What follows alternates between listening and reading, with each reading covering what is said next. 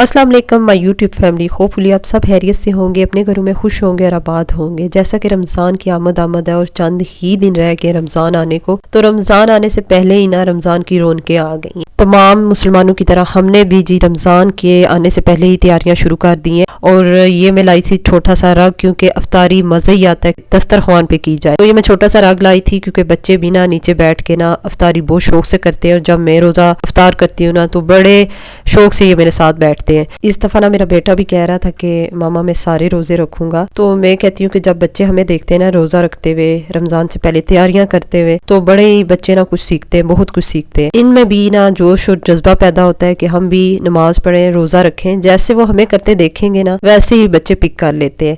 तो बच्चे देखे इतने ज़्यादा एक्साइटेड है। और ये जो मेरा गलाई थी ना, ये लॉन्च के लिए परफेक्ट था, क्योंकि मुझे बड़ा नहीं चाहिए था ना ही छोटा चाहिए था। और एक तरफ से ना कारपीट बहुत फोल्ड हुआ था, तो इसको मैंने टेबल के नीचे इस तरह कर दिया था। थोड़ी देर बाद ये बिल्कुल सही हो जाएगा। और इतना सूट कर रहा था ये मेरे लॉन्च में, और कब से सोच रही थी कि मैं लाऊंगी। और मैंने कहा अब रमज़ान भी आने वाला है तो अब तो मैं ज़रूर ही लाऊंगी। और ये जो रग था ना ये मैं कल लाई थी। आज मेरे दिमाग में ना इतने काम चल रहे थे, क्योंकि एक तो ग्रोसरी की मुझे टेंशन थी, दूसरा मैंने ना किचन की डीप क्लीनिंग करनी थी, फ्रिज भी क्लीन करना था। तो सोच रही थी कि ग्रोसरी चले पोस्टपोन कर देती हूँ, फिर चली जाऊंगी। आज बच्चों की फरमाइश पे उनके लिए फ्रेंच टोस्ट बना रही थी, और अपने और हस्बैंड के लिए परांठे बना रही थी। हस्बैंड तो परांठे के साथ जी अंडा ऑमलेट लेते हैं, लेकिन मुझे परांठा हमेशा जो मैं खाती हूँ अचार के साथ खाती हूँ, मुझे बड़ा ही अच्छा लगता है। और सबसे पहले हस्बैंड को दिया था क्योंकि उन्होंने काम पर जाना था। वो नाश्ता करके चले गए थे, बाकी मैं और बच्चे रह गए थे, और हम अब ना आराम सुकून से बैठ के नाश्ता करेंगे। बच्चे कह रहे थे आज हमने इधर ही बैठ के नाश्ता करना है, और नाश्ता वो वाहिद चीज है ना जो मैं आराम सुकून से करना चाहती हूँ। मुझे नाश्ते का जो है ना टाइम ये बड़ा ही अच्छा लगता है, बड़ा मैं एंजॉय करके ना ब्रेकफास्ट करती हूँ। अचानक ही ना हस्बैंड का प्लान बना, आए हैं काम से, तो कह रहे हैं कि चलो रमज़ान की ग्रॉसरी ले आते हैं। काफ़ी ज़्यादा है लेकिन कुछ चीज़ें मिसिंग है, तो वो लेने जा रहे हैं। एक्चुअली ना मुझे 2-3 से इतना सख्त कोई बुखार हुआ हुआ ना, तभी व्लॉग्स भी नहीं आ रहे थे और घर का कोई काम नहीं हो रहा था, और मुझे इतनी टेंशन हो रही थी। आज कोई तबीयत संभली है तो मैं जा रही हूँ बाज़ार, और बाकी फिर आपके साथ ना सारे दिन की रूटीन शेयर करूँगी। सबसे जो मुझे ना ज़रूरी चीज़ें चाहिए थी ना, ये समोसा पट्टी और रोल पट्टी थी। और सबसे पहले जाके ना ये मैंने ली थी। अच्छा यहाँ मैं मॉल पे आई थी लेकिन इतना ज़्यादा रश नहीं था, लेकिन मेन बाज़ार में बहुत ज़्यादा रश था। अच्छा अभी ना मैंने कहा था बहुत कुछ रिकॉर्ड करूँगी, लेकिन हुआ ये मेरे फ़ोन की ना मेमोरी ना फुल हो गई थी, और मुझे इतना टाइम नहीं मिल रहा था कि मैं ना वीडियोज़ वगैरह डिलीट करूँ। थोड़ी बहुत मैंने आपके लिए वीडियोज़ बनाई हैं, और चलें इससे गुजारा करें। और माशाल्लाह बाज़ार में इतनी रौनक थी, क्योंकि आपको तो पता है जैसे रमज़ान आने वाला है तो सारे ही बिजी थे ग्रॉसरी लेने में। अच्छा ज़्यादातर मैंने लोगों को देखा है वो ईद के कपड़े भी ना रमज़ान से पहले ही बना रहे। तो मैंने भी ना अपने जो जोड़े थे ना वो टेलर को दे दिए, और रमज़ान में वो कह रहा था कि मैं दे दूंगा। तो बस बहुत से जो घर के काम थे ना वो मैंने, मतलब ईद वाले जो काम थे ना वो मैंने पहले ही रमज़ान से डन कर लिए। और ईद पे यही होता है कि आपके जो ना ईद के जोड़ों का ही मसला होता है। तो मैंने कहा वो सरदर्दी ना रमज़ान में नहीं सही जाती, और ना ही रमज़ान में ना बाहर बाजार जाने होता है। और जब बाजार आते हैं ना तो इतने काम याद आ जाते हैं ना। मुझे भी अभी ये काम याद आया कि अपने और फातिमा के लिए मैंने ना नमाज पढ़ने वाला ज़काफ लेना था। फातिमा ने ना सपारा पढ़ती है, तो उसका जो ज़काफ है ना काफ़ी पुराना हुआ है। और फिर यहाँ आई ना इस वाली शॉप पे जी भाई गायब थे, तो मैंने कहा देर हो जाएगी। फिर मैं साथ ही दूसरी शॉप में गई, और यहाँ से जी सबसे पहले ना फातिमा के लिए ज़काफ पसंद किए। अच्छा इसके लिए मैं अबाया भी ढूंढ रही थी, लेकिन ये कह रहे थे कि इस बच्ची के साइज़ का नहीं है। और ये जी इसने पिंक कलर का सपारा पढ़ने के लिए अपना ज़काफ चूज़ किया था, और साथ ही मैंने एक ब्लैक भी ले लिया था। अच्छा मुझे चाहिए था ब्लैक में, लेकिन ब्लैक में मेरे साइज़ में नहीं था। ये ग्रीन वाला भी अच्छा लग रहा था, लेकिन ये मैंने नहीं लिया। एक्चुअली ब्लैक है कि हर सूट के साथ चल जाता है। और फिर मैं आ गई थी लेसिस लेने, और यहाँ इतनी प्यारी चूड़ियाँ थी, लेकिन मैंने कहा मेरे जब ईद के जोड़े सिल जाएंगे ना फिर मैं उनके साथ मैचिंग चूड़ियाँ लूँगी। मैंने ना ईद के एक जोड़े के साथ लेस लेनी थी, और हस्बैंड ने कहा हम लेने आए ग्रॉसरी, लेकिन तुम किन चीज़ों में लगी हो। मैंने कहा ये छोटे छोटे काम ना रहते रह ही जाएंगे। अच्छा मैं अपने ईद के लिए ज्वेलरी भी देख रही थी, लेकिन ये बहुत हैवी ज्वेलरी थी। मुझे ना सिंपल से इयररिंग्स चाहिए थे, लेकिन जो मैं सोच के आई थी ना वो यहाँ नहीं थे। अच्छा इसके बाद जी इनके पास ना काफ़ी अच्छी अच्छी ना प्यारी मॉडर्न चूड़ियाँ भी थी। ज़्यादातर जो चीज़ें थी ना वो जब हम मॉल पे गए थे वहीं से हमने बाय कर ली थी। बाकी जो मेन बाजार से हस्बैंड ने चीज़ें लेनी थी वो लिस्ट मैंने बना दी थी। जो हस्बैंड कह रहे थे रश बहुत है, तुम गाड़ी में ही रहो, तो मैं लेके आ जाता हूँ। इस तरह ना आज की जो ग्रॉसरी थी वो मैनेज हो गई थी। और आते साथ ही हस्बैंड कह रहे थे एक कड़क सी चाय बनाओ, बहुत थकावट हो गई है। कुछ बच्चों के लिए हम लाए थे खाने के लिए, क्योंकि इलाव घर ही था, उसे एक्चुअली बुखार हुआ हुआ है, वो हमारे साथ नहीं गया था। तो उसने फरमाइश की थी कि पापा आते हुए ना चीज़ केक आप लेके आइएगा। लेकिन नफीस वालों का ना चीज़ केक इतना अच्छा नहीं था, तो बच्चों के लिए डोनट्स वगैरह, जलेबी और बन वगैरह लेके आए थे। और ये बन बड़े ही मज़े के लगते हैं, मीठे वाले चाय के साथ। और बर्गर बन भी लाई थी, क्योंकि इलाफ मेरा बेटा ना बहुत शौक से बर्गर खाता है। तो मैंने कहा रोज़ाना बाहर से मंगवाने से बेहतर है कि घर में इनको ना हेल्दी सा बर्गर बना दूंगी। चाय बना ली थी और इसके बाद जी ना ख़त्म होने वाले काम स्टार्ट होने थे। मैंने कहा पहले आराम सुकून से चाय पीती हूँ और इसके बाद जी ग्रॉसरी वगैरह सारी समेटूंगी और फिर जाऊँगी किचन में, क्योंकि किचन का काम मैं अभी कर ही रही थी ना। तो फिर हस्बैंड की कॉल आ गई कि रेडी रहो तो ग्रॉसरी लेने जाएंगे। अच्छा, कुछ चीज़ें ना पहले से मौजूद थी तो उनको मैंने अपने जहन में रखा था और फिर मैंने थोड़ी बहुत वो चीज़ें लाई थी। जैसे दालें पहले से मौजूद थी तो थोड़ी थोड़ी मैं दालें ले आई थी। और कुछ मैंने ना रोल और चिकन समोसा बनाने थे तो उसके लिए कुछ चीज़ें चाहिए थी, वो लाई थी जी। आटा, दालें, चीनी, कस्टर्ड और इतनी छोटी छोटी चीज़ें थी ना, इनकी ना मैं पहले से लिस्ट बना के गई थी। अगर ना बना के जाती ना तो आधी चीज़ें आनी थी और आधी नहीं आनी थी। मेरे बेटे को तो बुखार था, साथ ही मुझे भी बुखार हुआ हुआ है और गला और चेस्ट इतना इन्फेक्शन हुआ हुआ है, तो इसी वजह से ना मेरी आवाज़ आपको बदली बदली लग रही है। और रमज़ान से पहले किसी और चीज़ की तैयारी हो ना हो, एक तो औरतें जो है ना क्लीनिंग कर लेती हैं और ग्रॉसरी तो मस्ट होनी चाहिए। साथ जो फ्रोज़न फूड है रमज़ान के हवाले से वो तो साथ साथ बनता रहता है। तो मेरी जो रमज़ान की तैयारी है ना वो लेट स्टार्ट हुई है, क्योंकि मैं इतनी सख्त बीमार हो गई थी। बेटा बीमार हो गया था और बेटे की मुझे इतनी टेंशन थी क्योंकि उसके एग्ज़ाम्स भी चल रहे और वो स्किप भी नहीं कर सकता। इसी वजह से ना मैं इतनी ज़्यादा बिजी थी। अल्हम्दुलिल्लाह बेटे की तबीयत काफ़ी ज़्यादा बेहतर हो गई है, उसकी थोड़ी बेहतर हुई तो मेरी ख़राब होगी। सलमान वालों का ना मैं पास्ता सॉस बहुत ज़्यादा यूज़ करती हूँ, मुझे बड़ा अच्छा लगता है। ये चीज़ें यूज़ करती हूँ, लेकिन ये फिग जो जैम है ना इनका इतना ज़बरदस्त है। मैं लाई थी, मैंने कहा ट्राई करूँगी और ये काफ़ी ज़्यादा ना मज़े का निकला है। मैं और हस्बैंड ही खाते हैं, बच्चों को ये जैम पसंद नहीं आया। इस तरह छोटी छोटी चीज़ें और ग्रॉसरी जो रोज़ाना के बेस पे काम आती है तो वो लेने गई थी, क्योंकि जब तक खुद ना औरतें जाएँ ये ग्रॉसरी नहीं आती। क्योंकि कभी कभी हम ग्रॉसरी लेने चाहते हैं और फिर हमें ना और भी बहुत सी चीज़ें याद आ जाती है।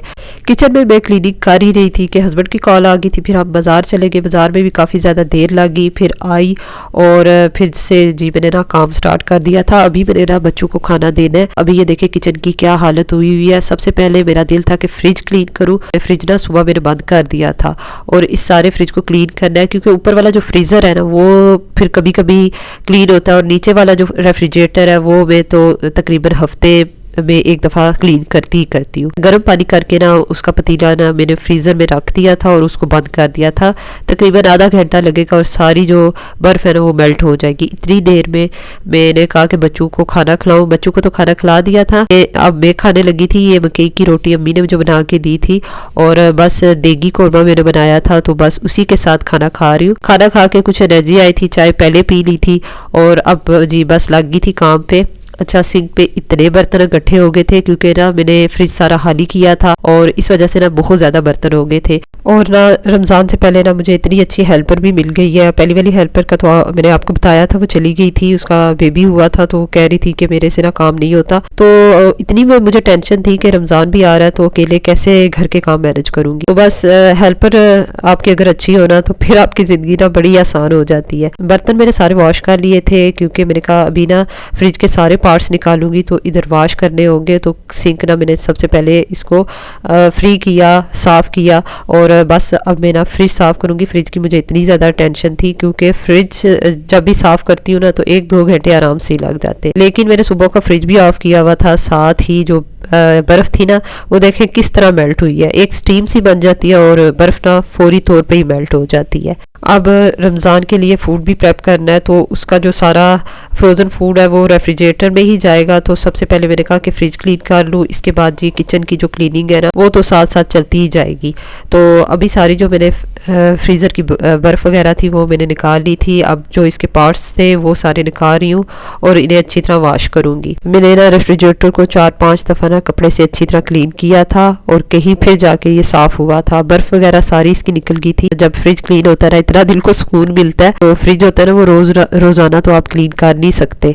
तो अभी ये पार्ट्स वगैरह मैंने सारे सिंक पे रखे हैं और गर्म पानी से ना इन्हें अच्छी तरह क्लीन करूंगी। सबसे पहले ना फ्रीजर के जो पार्ट्स थे ना वो मैं क्लीन करूंगी, क्योंकि जो फ्रिज की जालियाँ होती है ना वो मिक्स मेरे से हो जाती है। तो मैंने अच्छी तरह क्लीन करके ना पहले फ्रीजर की जालियाँ थी वो मैंने पार्ट्स वगैरह सारे वहाँ फिट किए। बहुत सी मेरी बहनें ना सिर्फ और सिर्फ इस वजह से मेरी वीडियोस देखती हैं कि मैं घर के काम वगैरह करती हूँ, तो वो कहती हैं कि बड़ी मोटिवेशन हमें मिलती है, हम बड़े मोटिवेट होते हैं आपको देखकर। और ये जो एक्स्ट्रा घर के काम होते हैं ना ये आप अगर हेल्पर को एक्स्ट्रा पैसे देते हैं ना तो वो भी कर लेती है, लेकिन खुद से करने से ये होता है आपको लगता है कि आप जिंदा हैं, आप काम कर सकते हैं। हेल्पर से भी ये काम करवा सकती थी और आराम सुकून से ना बेड पे बैठ के मोबाइल देखती एंजॉय करती। लेकिन इस तरह ये होता है कि घर के काम करने से आपका जो माइंड है वो फ्रेश रहता है, आपकी बॉडी सही रहती है और आप हेल्दी भी रहते हैं, वरना आप बैठे बैठे ना मुर्दू वाली हालत हो जाती है। अक्सर ये होता है कि घर के काम करते करते हम बोर हो जाते हैं, हमारा दिल नहीं करता। अक्सर वो वाली हमारी बहनें जो हेल्पर अफोर्ड नहीं कर सकती उनके लिए बहुत ही मुश्किल होता है घर को मैनेज करना, कि काम का बर्डन इतना ज्यादा होता है ना। माएँ ना जिस्मानी तौर पर भी थक जाती है और मेंटल हेल्थ की तो बात ही ना करें, क्योंकि घर के भी काम करना है, बच्चों को भी देखना है और घर की जो ना सो अलग किस्म की टेंशन्स भी होती है। तो बस सब बहनों को माओं को अल्लाह ताला ना सलामत रखे, हिम्मत दे रखे। कभी कभी तो हम सिर्फ और सिर्फ ये होता है कि बच्चों के लिए उठते हैं, बच्चों के लिए करते हैं। तो माएँ वही अच्छी लगती है ना जो अपनी ज़िंदगी को ना अपने बच्चों के मुताबिक ढाल लेती है। तो इसी से ये घर का सुकून कायम रहता है और घर की जो खुशी है ना वो आबाद रहती है और घर जो है ना जन्नत का गहवारा बन जाता है। तो बहुत सी चीज़ों पर सब्र करना पड़ता है और अपने आप को उठाना पड़ता है। फातिमा मुझे तंग कर रही थी ना तो मैंने इसे काम दिया है, सही तरह करना आपने। अच्छा ये छोटी वाली स्पून ना इसमें डालिए, ठीक है? सारी आप रखो, मैं काम करने जाऊँ।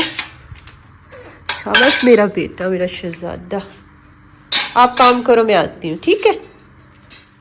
अच्छा जो ही मैं किचन में जाती हूँ ना और फातिमा घर हो तो वो ये करती है अपनी छोटी चेयर ले आती है, उस पर खड़ी हो जाती है और कहती है मामा ये भी मैंने करना है वो भी मैंने करना है। और मैंने कहा अभी शाम हो जाएगी, टाइम इतना शॉर्ट है, आप ना जाके ये वाला काम कर लो। उसको किचन का काम करना, बर्तन धोना बड़ा पसंद है, तो उसको मैं छोटा काम दे आई थी, वो उसी में बिजी हो गई थी और फिर जी मैं किचन में आ गई थी। और ये जो जार्स थे चाय वाले इन्हें मैंने क्लीन किया था। मैंने कहा अगर वॉश किया ना कहीं मुझसे टूट ना जाए, क्योंकि अभी किचन में काफ़ी ज़्यादा रश है चीज़ों का। तो इसको मैंने ना अच्छी तरह स्पंज से पहले क्लीन किया था, फिर गीला और ड्राई कपड़ा मार के ना इसको क्लीन कर दिया था और अच्छे हाथ से ये साफ हो गए थे। किचन के जो काउंटर टॉप है ये अच्छी तरह क्लीन करूंगी। इसके अलावा जो पीछे टाइल्स है चूल्हे के पीछे लगी हुई है उन पे इतनी चिकनाई जमी हुई थी वो भी क्लीन करूंगी। और किचन साफ करने के लिए टोटका आपके साथ शेयर करूंगी। एक अच्छा सा पहले सोल्यूशन बना लेंगे। इसके लिए मैंने गर्म पानी लिया है, इसमें जी मैंने सिरका डाला है और 2 कप के करीब गर्म पानी था और सिरका जो मैंने डाला है ना तकरीबन ½ कप डाला है। साथ ही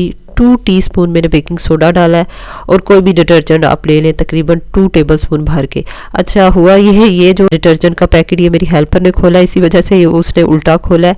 और इसके बाद जी मैं इसमें एक बड़े साइज़ का नींबू का रस में ऐड कर रही हूँ और इतना ये ज़बरदस्त सोल्यूशन बन जाता है।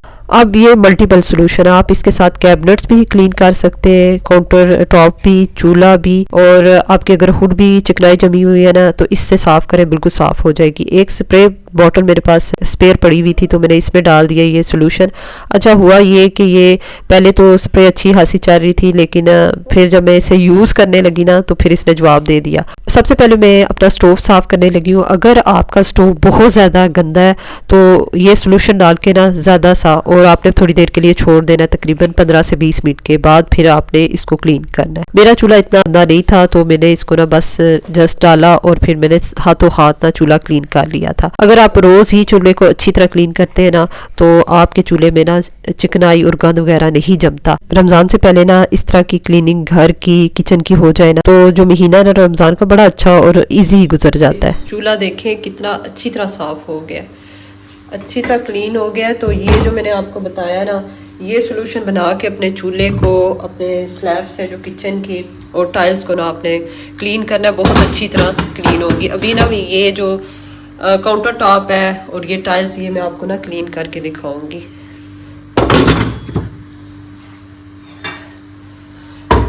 ये काम तो हो गया। और मेरा जो किचन है ना, इसकी जो स्लैब्स है ना वो है जी ब्लैक कलर की, और ज़रा कोई डस्ट वगैरह आटा वगैरह गिर जाए ना तो फौरी तौर पर ये गंदी नज़र आना शुरू हो जाती है। बस थोड़ी सी कुकिंग की नहीं है कि जी स्लैब्स ना गंदी हो जाती है। तो मैं तो रोज़ाना की बेस पे और दिन में पता नहीं कितनी दफ़ा इसको क्लीन करती हूँ। मेरी तो तबीयत ख़राब थी और मेरा बेटा भी ना बिल्कुल ठीक नहीं हुआ था, तो उसको मैंने ना लाउंज पे बैठा के ना साथ साथ उसको ना पेपर की भी तैयारी भी करवा रही थी। आज का दिन इतना ज़्यादा मुश्किल था, तो मैंने अल्लाह का नाम लेके ना मैंने कहा काम जब स्टार्ट करो ना तो अल्लाह मदद करता है। बस ये नहीं है कि काम इतने ज़्यादा परेशान होके ना बैठ ही जाए। तो जो ही आप काम स्टार्ट करते हैं ना तो बस फिर आपका दिमाग चलना शुरू हो जाता है, बड़ी हिम्मत आ जाती है। तो स्लैब सारी मैंने क्लीन कर ली थी और सारी जो चीज़ें थी ना वो मैंने काउंटर टॉप पे रख दी थी। इसके बाद जी ये मसाला बॉक्स था, ये भी इतना ज़्यादा इस पे चिकनाई जमी हुई थी, ये मैंने वॉश किया था। और इसके बाद जी मसाले तो पहले के फिल थे वो सारे मैंने इसके अंदर लगा लिए थे, और ये भी जो मेन काम था वो हो गया था। और जब तक मेरा मसाला बॉक्स ना साफ़ सुथरा ना हो, इसमें सारे मसाले लगे ना हो ना, तो मेरे से कुकिंग ही नहीं होती। और सारे मसाले ना एक ही जगह हो ना तो कुकिंग बड़ी आसान हो जाती है। इसी तरह एक ये यहाँ मैंने ना छोटा सा सेटअप लगा लिया था। मैंने यहाँ कुछ प्लांट्स रखे थे, इसके अलावा ऑयल बॉटल्स, कुछ सॉस रखे थे, और इस तरह ना आपका किचन बड़ा प्यारा सा लगता है। मुझे बड़ी फिक्र थी कि रमज़ान से पहले पता नहीं मेरी सेहत भी नहीं ठीक हो, पता नहीं किचन क्लीन कर पाऊँगी या नहीं, और बस ये अल्लाह ने ऐसी हिम्मत दी कि जो सारे काम थे ना आज के दिन हो गए थे। और ये किचन टॉल जैसे मैंने आपको बताया था मैं लाई थी, और इसको भी मैंने हैंग कर दिया था। और माशाल्लाह रमज़ान के लिए मेरा जो किचन है ना वो बिल्कुल तैयार हो गया है, क्योंकि रमज़ान में ज़्यादातर जो टाइम है ना औरतों का वो गुजरेगा जी किचन में ही गुजरेगा। तो इसी तरह कैबिनेट्स से ना ये पहले ही मैंने एक एक करके क्लीन किए थे, और इससे ना मुझे बड़ी सहूलत हो गई थी, क्योंकि कैबिनेट्स में भी ना मतलब मैं सब मच ही जाता, आप कितनी भी कोशिश करें ना। किचन क्लीन करने के बाद ना बस मैं फ्री हो गई थी, और मुझे किचन क्लीन करते करते तकरीबन 12 बज ही गए थे रात के। तो मैंने कहा अब लगे हाथ ना आज की जो मैंने शॉपिंग की है वो भी आपको दिखा दूँ।